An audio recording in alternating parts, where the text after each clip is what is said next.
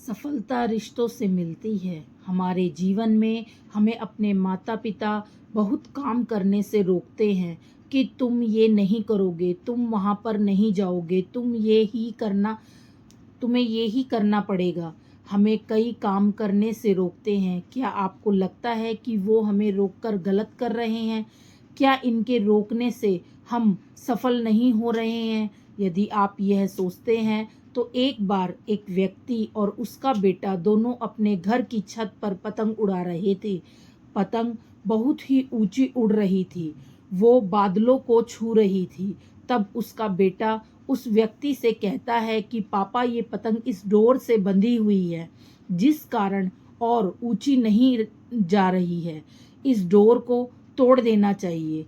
बेटे की ये बात सुनकर उसका पिता उसके कहने पर वो डोर तोड़ देता है। उसका बेटा बहुत खुश होता है।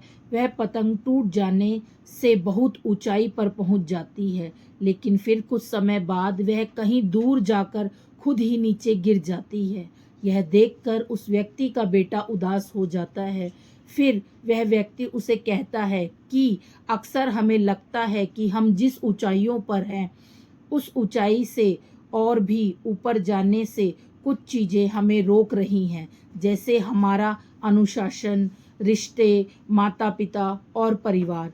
इसकी वजह से हमें लगता है कि हम अपने जीवन में इस कारण ही सफल नहीं हो रहे हैं। इस इन सब से हमें आज़ाद हो जाना चाहिए। जैसे कि पतंग अपनी डोर से बंधे हुए रहती है और उस डोर की मदद से वह कई ऊंचाइयों को छू लेती है, उसी तरह हम भी अपने परिवार और रिश्तेदारों से बंधे हुए हैं।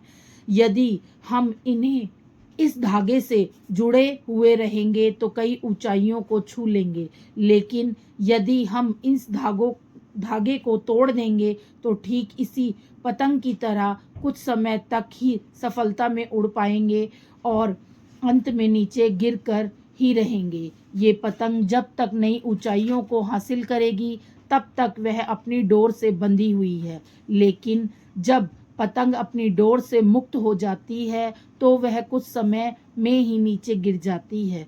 उसी प्रकार हम भी अपने जीवन में रिश्तों की डोर से बंधे